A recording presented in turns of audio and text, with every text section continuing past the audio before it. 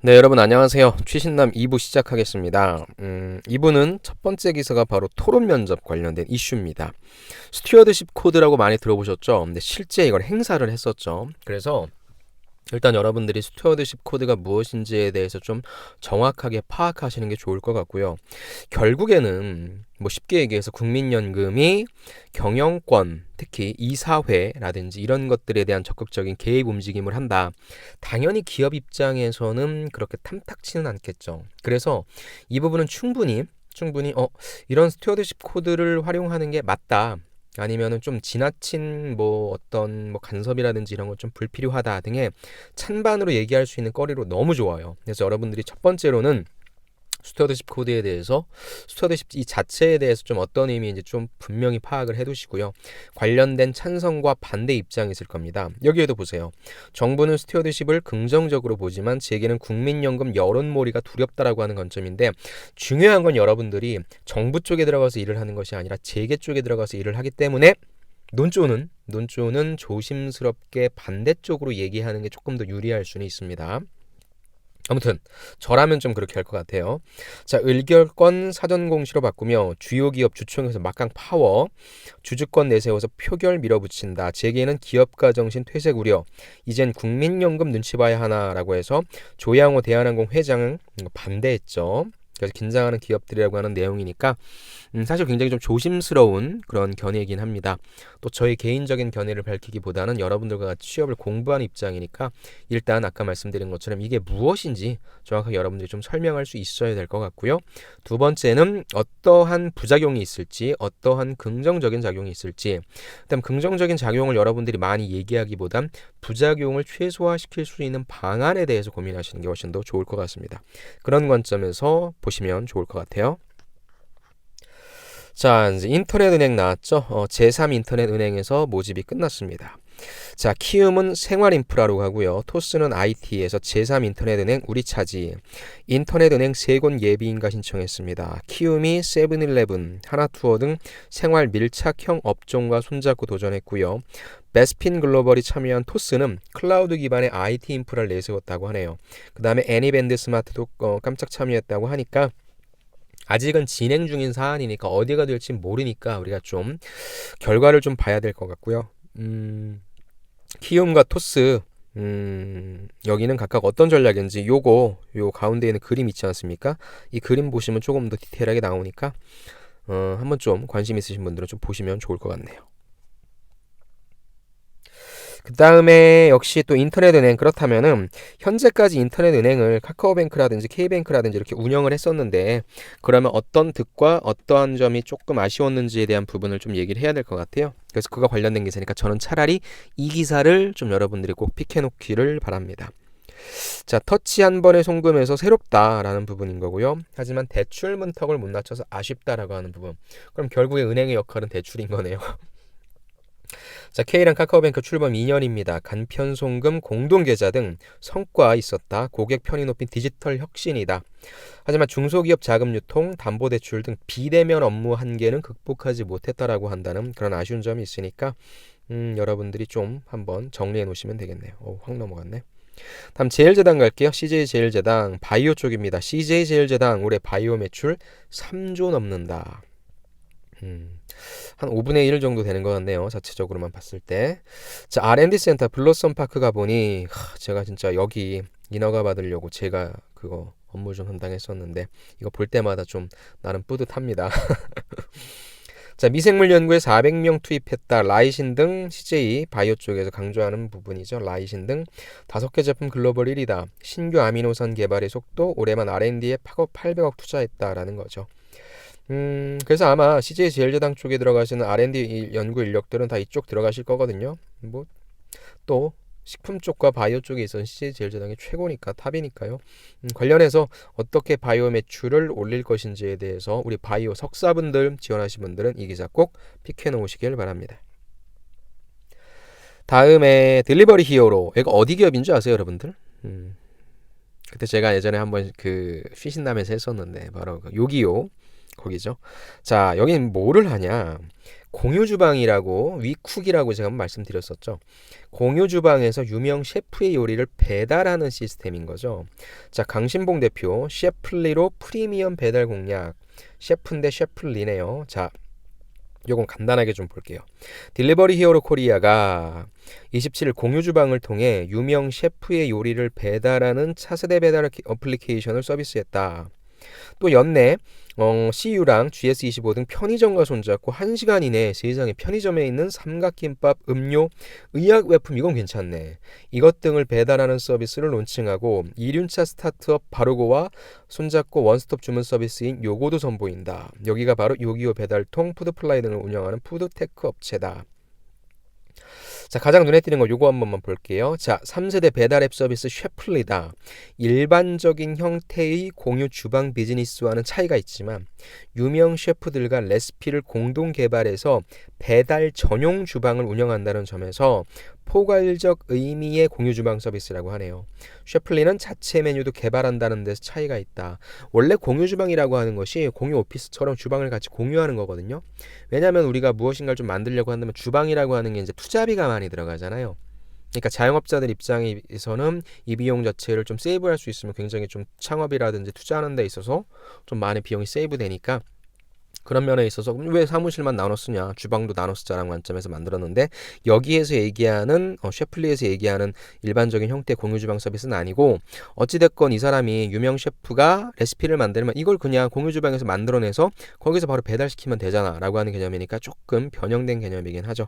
아무튼 관련된 내용 이런 식으로 또 진화하고 있다. 어떻게 보면은 배민과는 또 다른 형태를 보이고 있는 거죠. 제가 대표라도 그럴 것 같아요. 배민이 이길 수는 없잖아요. 그렇죠. 그렇다면 우리는 배민이 하지 않는 다른 어떤 것을 먹고 살 것인가를 계속적으로 고민하고 있는데 여기에서는 계속 음식이라고 하는 부분을 고민한다는 자체가 좀 괜찮은 것 같습니다. 한번 지켜보시죠. 다음에 식품산업, 정크푸드에 길든 채소를 안 먹는 우리 청소년들. 최근에 이제 제가 컨설팅했던 친구가 이제 CJ 프레시웨이 썼고 그다음에 롯데푸드 그쪽 쓰면서 본인이 이제 정크푸드에 길들여져서 좀 약간 몸매가 통통해졌다. 그래서 그 무엇보다 건강한 식자재의 공급이 중요하다라고 하는 그 내용이 되게 생각이 나는데 아니나 다를까 딱 이렇게 기사가 떴네요. 자, 교육부 학생 건강검사 통계 냈더니 70% 하루에 한 번도 이 채소를 안 먹는다는 거죠. 그랬더니 변비 등 질병 위험에 노출돼 있고 엄마들이 야채 먹이기 전쟁이라고 하네요. 아침 거르는 학생도 4년째 늘고 있고 저도 아침은 안 먹는데 키는 제자리에 몸무게는 늘고 있다라는 겁니다. 그러면 제가 이걸 보여드린 이유는 뭐겠어요, 여러분들? 이제 CJ 프레시웨이, 현대 그린푸드, 현대 그린푸드 가시는 분들 이것도 꼭 봐요. 그러니까 여러분들이 무엇인가 주장해야 되잖아. 케어푸드라고 하는 관점에서 특히나 청소년들 자라나는 청소년들이 육식은 많아도 다 잘 먹어. 그렇다면은 채소라고 하는 부분은 먹어줘야 되거든. 근데 얘네들이 지금 먹고 있는 실태에 대해서 이런 데이터를 얘기해 주면 그래서 우리가 급식 들어갈 때 채소적인 부분들을 강화할 수 있는 쪽으로 식단을 짜야 됩니다. 라고 얘기할 수 있는 그게 근기에 대한 내용을 이런 백데이터가 굉장히 좋거든요. 그런 관점에서 여러분들 이 기사는 꼭 알고 가시기 바랍니다. 다음에 시사경제 용어 나왔네요. 미닝아웃 코즈 마케팅. 이거는 제가 잠깐만 보여드리고요. 오랜만에 시사 떴네요. 미닝아웃 소비 노린 코즈 마케팅. 여러분들 뜻 알고 계십니까? 이건 제가 한번 따로 빼서 말씀드릴게요. 예전에 한번 했었죠. 시사 용어 드시고 가세요. 두 번째 시간이 되겠네요. 다음에 통신산업 5G 통신 도대체 얼마나 빨라지는 것인가. 여러분들에겐 좀 죄송스러운 얘기지만 우리 초등학생도 이해될 수 있게 NIE 신문 가지고 교육하는 거죠. 그거에 관련된 개념이니까 너무 쉽게 써 있어요. 이걸 보시면 여러분들 이해가 되실 거예요. 현재보다 200배 속도가 빠르다. 당연히 그러니까 자율주행차 구현이 필수다. 자율주행차가 뭐 가지고 가겠어요. 결국엔 통신 먹고 가는 거잖아요. 그죠? 통신에 대해 우리의 사람의 어떤 손과 눈, 어떤 사람의 판단에 의해서 차가 움직이는 것이 아니라 통신을 받아야 그 통신을 바탕으로 차가 움직이니까 당연히 빵빵한 통신이 필요하겠죠. 시속 100km로 달리는 차 급브레이크에도 즉각 제동한다. LTE라면 3m 더 가서 멈춘다. 이게 되게 중요하다는 거죠. LTE와 5G 통신이 우리가 일반적으로 생활하는데 소위 얘기해서 카톡 보내는 데는 아무 상관이 없어요. 그냥 카톡을 보냈는데 4G에서 10초 걸렸다면은 예를 들어서 뭐 5G면 1초나 2초 만에 간다는 거지. 근데 우리 입장에서 카톡이 뭐 파일을 보냈어. 영화를 다운받아. 그게 1초, 2초 더 걸린다고 우리 인생에 있어서 굉장히 큰 타격을 입는 건 아니잖아요. 그런데 생각해 보세요, 여러분들. 자율주행차가 가는데 통신이 4G로 떨어졌어. LTE로 떨어졌어. 그럼 통신이 더디니까 버퍼가 생기겠죠. 그 다음에 로봇이 스마트 팩토리에서 로봇이 자동 제어하면서 움직이는데 하나의 공정에서 버퍼가 생기면 또 모든 공정이 어그라지겠죠. 로봇이 원격 수술을 하는 데 있어서 아주 세밀한 수술을 하고 있는데 통신이 버퍼가 걸렸어. 수술이 잘못되겠죠. 그러기 때문에 LTE와 5G에 있어서의 산업적인 흐름, 산업적인 어떤 트렌드가 굉장히 달라진다는 거죠. 즉 이게 비즈니스 쪽으로 가서 이 비즈니스 산업하는 데서 통신이 쓰여야 되는데 제대로 잘 안 쓰이고 버퍼가 생긴다면 엄청난 큰 사건 사고가 발생할 수 있다는 거죠. 그래서 5G 통신이 산업을 바꾼다라고 여러분들이 이해하시면 좋을 것 같아요. 그래서 여기에는 뭐 5G가 무엇이냐, 네트워크 속도만 빨라지는 거라면 세대가 다르냐, 어느 분야에 적용될까, 이게 제일 중요한 거죠. 요거 여러분들 요거는 꼭 픽해놓고 캡처해 놓으세요. 제가 잠깐만 보여드릴 테니까 캡처! 됐죠? 요건 꼭 한번 보십시오. 어렵게 접근하지 마세요. 다음 넷플릭스, 이것도 제가 예전에 말씀드렸죠. 텍스트가 아니라 뭐라고 했지? 갑자기 까먹었네. 텍스트가 아니라 더 이상 텍스트 콘텐츠가 아니라 콘텍스트. 죄송합니다. 그 건국대학교 이승훈 교수님이 이 기사였어요. 이걸 가지고 더 이상 콘텐츠만 팔아먹어서는 힘들다. 콘텍스트를 팔아먹어야 된다. 맥락을 좀 이해할 수 있게 팔아먹어야 된다는 내용인데, 자, 같은 내용입니다. 시청자가 스토리를 선택한다. 되게 좀 센세이셔널하죠. 인터랙티브가 TV 미래다. 자, 그레그 피터스 넷플릭스 최고 제품 책임자가 주인공 연애 맘대로 선택해서 드라마 블랙미러가 대성공이란 거죠. 정글, 산, 사막, 서바이벌, 유대, 와일드, 네덜 선보인다. VAR 드라마 당장 계획 없어. 넷플릭스가 제가 예전 추진하면서 했지만 한 13조인가요? 15조인가? 하여튼간 10조 이상을 콘텐츠에 투자한대요. 어마어마한 거죠. 15조면요, 여러분들. 아까 봤던 우리 제일제당 있잖아요. CJ 제일제당의 매출이 그거보다 더 많을 거예요. 그러니까 그 정도 매출 나온다고 생각하시면 될 것 같은데 그만한 돈을 CJ 제일제당이 벌어들이는 매출에 그만한 돈을, 물론 지금 훨씬 더 CJ 제일제당 그거보다는 커졌죠. 2017년도 기준에 15조인가 그랬을걸요. 근데 그만한 돈을 넷플릭스는 콘텐츠에 때려 붓는다는 거죠. 못 이겨요, 제가 봤을 때. 근데 얘네들이 뭘 만드냐면 일반적인 그런 콘텐츠를 만드는 게 아니라 스토리를 선택한다는 거죠. 제가 지금 최근에 가장 재밌게 보고 있는 드라마가 닥터 프리즈너. 와, 이거 대박이던데 완전. 너무 재밌던데요. 근데 계속적으로 반전을 거듭해서 사실 약간 좀 살짝 필요하기는 한데, 그래도 이걸 선택했을 때는 이런 결론이 되고 이걸 선택했을 때 이런 결론. 근데 이걸 보니까 예전에 TV 인생극장 이휘재 씨가 나왔던 거 있잖아요. 그래 선택해서 해서 A로 갔을 때의 결론과 B로 갔을 때의 결론, 그게 선구자 아닙니까? 솔직히 얘기해서. 아무튼 넷플릭스가 그런 콘텐츠까지 만들어서 정말 세세하게, 또 제가 지난 시간에 왓챠 플레이 분석했었잖아요. 그래서 수많은 사람들의 빅데이터 가지고 AI가 돌려서 추천한다고 하는데 단순한 추천에서 끝나는 게 아니라 사람들이 원하는 결말들을 알아서 골라 드세요라는 그런 관점이니까 대단한 거죠. 그것이 진정한 어떻게 보면 콘텐츠 산업에 있어서 미래라고 보는 거니까 그런 관점에서 여러분들 꼭 이 기사 한번 좀 보십시오. 다음에 삼성전자, 이거는 갤럭시 S10에 관련된 기사고요. 사실 신문 기사라기보다는 별지에 꼽혀 나와가지고 제가 좀 따로 찾아봤더니 없더라고요. 그래서 이분이 블로그에 똑같은 신문 기사 내용을 올려서 이분 블로그를 가져왔는데 요겁니다, 요거. 여기 보시면 여러분들 요 사진, 이게 확대가 되나? 되네. 되게 중요하더라고요. 갤럭시, 자, 무선 IM 쪽 지원하시는 분들, 이게 갤럭시 S 2010년도, 저때 우리 제 인사팀장님이 저거 사가지고 전화가 왔는데 제가 세상에 있던 저도 스마트폰을 안 썼거든요. 근데 이걸 받을 수가 없는 거예요. 전화기를 이렇게 밀어서 딱 돌리는, 이렇게 받는 건데 세상에 전화가 왔는데 제가 전화를 못 받아가지고 팀장님한테 아주 욕을 엄청나게 들어먹었습니다. 너는 이놈의 자식아, 왜 전화도 못 받냐고. 근데 처음 봐가지고. 아무튼 그때 2010년도에 갤럭시 S부터 최근에 S10, 요건 없네. S9까지 사실 모든 제품들이 다 흥행에 성공한 건 아닌데 각각의 제품들이 어떠한 특징인지 어떤 의미가 있는지를 지네가 정리를 해놨더라고요. 요건 여러분들 꼭 해놓으세요. 이거 보자마자 딱 이런 자료들 여러분들 픽해 놓으셔야 돼요. 이것도 역시 자 캡처 캡처하십시오. 그래서 갤럭시가 제시한 표준들이 무엇인지 좀 보시고요. 다음 모빌리티 산업으로 갈게요. 이제 저는 자동차나 뭐 이러지 않고 다 모빌리티를 통칭을 한번 해보려고 할게요. 스쿠터부터 버스까지 중국의 전기차 저가 공습이다. 와, LCD도 저가, 반도체도 저가, 다 저가인데 이제 자동차, 전기차까지도 중국산 저가 공습이 시작됐네요. 한국 시장에서 굴기를 시도하는 중국이다 라고 해서 중국 전기 자동차가 한국 시장을 소리도 없이 야금야금 잠식하고 있다. 가격 경쟁력을 무기로 국내 전기버스 시장의 절반 가까이를 먹어치웠고요. 이제는 스쿠터 시장까지 진출할 예정이라는 거죠. 내연기관에서는 사실 기술이 필요하니까 함부로 더 접근하지 못했는데 전기니까 배터리만 만들면 되잖아요. 그러니까 접근이 너무 쉽다는 거죠. 그래서 감히 넘보지 못했던 한국 시장에서 전기차 굴기를 시도하는 것이다. 국내 신생 전기차 업체도 중국 업체와 손을 잡고 전기차 시장의 개척에 나서고 있다는 내용입니다.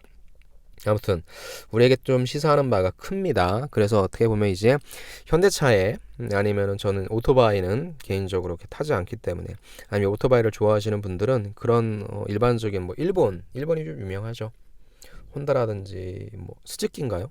그런데 아니면 BMW라든지 그런 모터사이클에 있어서 또 하나의 어떤 뭐 경쟁력이 생긴다고 한다면 이러한 전기를 쓰는 전기차 쪽에 있어서 중국 쪽 업체도 충분히 될 수 있다는 생각을 좀 해봅니다. 아무튼 지금 이게 모빌리티 산업 쪽에 있어서 어떤 트렌드니까 이것도 한번 좀 보세요. 다음에 통신산업 우리가 제일 잘 터진다. 5G 경쟁 후끈이네요. 세계 첫 상용화 앞두고 기싸움한다. LGU 플러스는 1만 8천 곳 목표. KT는 전국 3만 곳 구축 맞불. SKT는 우리가 국내 최대 될 것이라고 해서 서로가 자기네들이 최고라고 우기는 이들의 모습을 한번 여러분들이 보시면 좋을 것 같네요. 그래서 5G 통신 그러니까 여기에서는 인프라적인 측면인 것 같아요. 제가 5G 통신을 대하는 SKT, KT, LG, U+의 모습들이 조금씩 사업 전략의 차이가 있다라고 하는 건 제가 기존에 말씀드렸고요. 그다음에 이제 또 세계 최초 상용화 해야 되잖아요. 미국 버라이어즌이 먼저 한다고 하는데, 그렇죠. 그래서 그거에 관련된 내용이니까 어떻게 인프라를 깔고 있는지 한번 좀 비교 분석한 기사니까 보시면 좋을 것 같습니다. 트렌드 이거는 사실 이분 아시죠? 얘 이름이 뭐였지? 리즈 위더스푼 스푼 우리 스푼씨 미국 라스베거스에서 어도비 서밋 2019가 열렸는데 이걸 제가 사실 좀 기사를 갖고 올 게 있을까 봤는데 그렇게는 없더라고요. 그래서 이게 가장 좀 나은 기사인 것 같아서 갖고 왔거든요. 운동선수가 됐건 여배우가 됐건 유통사가 됐건 디지털로 재무장을 해야만 생존, 살아남을 수 있다는 굉장히 좀 강력한 메시지이긴 합니다. 어도비 서밋 2019 참관기 내 사이즈 제거만 보여줘. AR로 나만의 신발장 구현하고요. 모두를 위한 B2E 시대. 요거 또 괜찮은 관점이죠. 이것도 여러분들 파악하셔야 돼요. 쭉쭉쭉쭉 보시면 요거 한번 보세요 여러분들. 어도비 서밋 행사 첫날에는 신발 판매점 풋로커가 AI와 머니러닝 기술인 센세이를 도입해서 신발 고르는 일 자체를 쉽게 만들겠다는 계획을 밝혔다라고 합니다. 라고 해서 관련된 내용 어떤 건지 좀 파악해 주시면 좋을 것 같고요. 이거 꼭 한번 여러분들 읽어보세요. 그래서 디지털 흐름이 어떤 건지 그리고 특히 전 여기 뭐 운동선수 여배우 나왔는데 여러분들 입장에서는 유통사 쪽 지원하시는 분들이 디지털과 결합해서 어떻게 살아남을 수 있는지에 대한 방안 여러분들 꼭 한번 생각해 보시기 바랍니다. SPC 다 중국에서 나오는데 SPC가 우리는 연 44조 원인 중국의 베이커리 시장을 잡겠다라고 허영인 회장님이 말씀하셨네요. SPC 텐진 공장 28일 준공 2만 제곱미터 해외 최대 생산시설 롯데나 CJ 등 사업 축소에도 파리바게뜨 가맹점 급성장 그럼 왜 급성장했는지를 우리는 파악하셔야 돼요. 품질 관리, 입맛 현지화가 주요이다. 그래서 SPC가 중국 사업을 확장하겠다는 의지를 밝혔고요.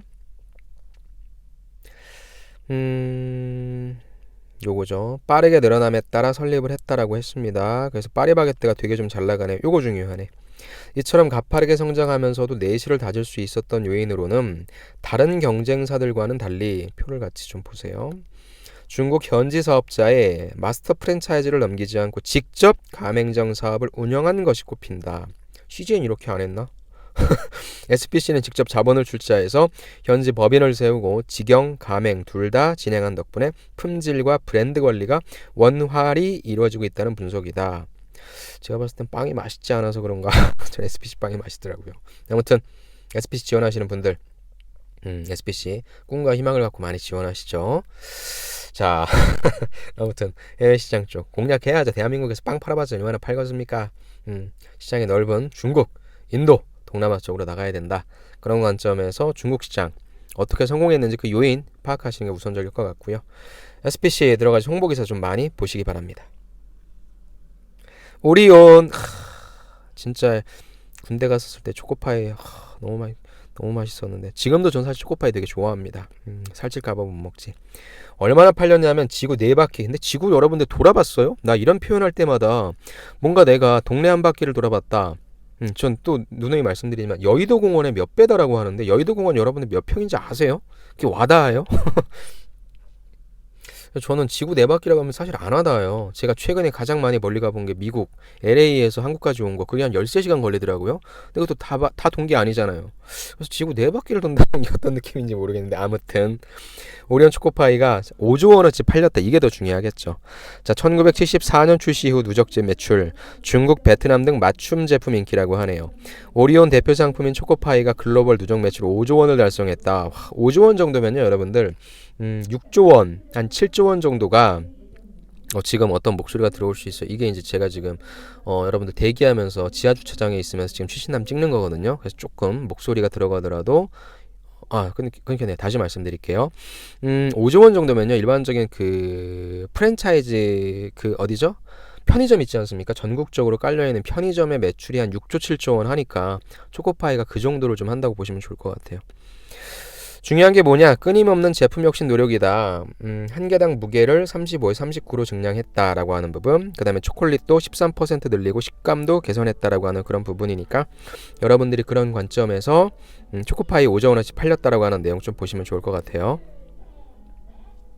42번째 수처리 산업 기사입니다. 물러보지 마라 스마트 워터입니다. 수처리 쪽도 굉장히 좀 유망하죠. 제가 최근에 방송 찍었을 때 수처리 산업 하고 계신 그 창업하신 사장님, 대표님과 같이 좀 방송을 찍었었는데 진짜 좀 유망할 것 같아요. 물러보지 마라 난 스마트 워터다. 글로벌 물 산업 기술 선도하는 패트릭 데커 자일럼 회장님. 세계 수처리 시장 규모가 내년 940조 원이라고 하네요. 물 부족 해결하고 인프라 효율성 높인다. 스마트 시티 도전 성공하려면 에너지보다 물 문제 먼저 풀어야 된다라고 하는 내용이니까 수처리 쪽 아무래도 일단 뭐 K워터 쪽이 될 수 있겠고요. 그 다음에 이쪽에 한화, 그 다음에 웅진 이런 쪽에서 좀 진행하는 걸로 알고 있는데 관련해서 여러분들 관심 있으신 분들은 좀 봐주시면 좋겠네요.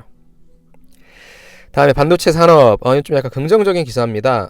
원포인트 투자 레슨에서 약간 뭐 투자 관련된 부분이긴 한데 우리 입장에서는 반도체가 긍정적이다라고 하는 그런 시그널이니까 왜 그런지에 대한 이유를 좀 밝혀야 되겠죠.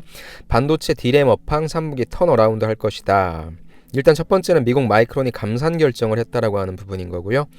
서버용 반도체 수요가 재개될 것으로 전망이 된다. 그래서 IDC 업체들의 D램 재고가 증가한 데다 소프트웨어 최적화 때문에 계속적으로 좀 증가할 거다라는 내용입니다. 그래서 반도체 지원하시는 분들은 계속적으로 좀 보셔야 되겠죠. 그래서 긍정적인 기사, 부정적인 기사들이 계속적으로 혼재하고 있는데 그런 거에 따라서 긍정적인 부분은 어떤 것 때문에 긍정적인 것인지, 부정적인 것은 어떤 것 때문에 부정적인 것인지에 대한 기사를 좀 모으신다는 차원에서 좀 봐주시면 좋겠습니다.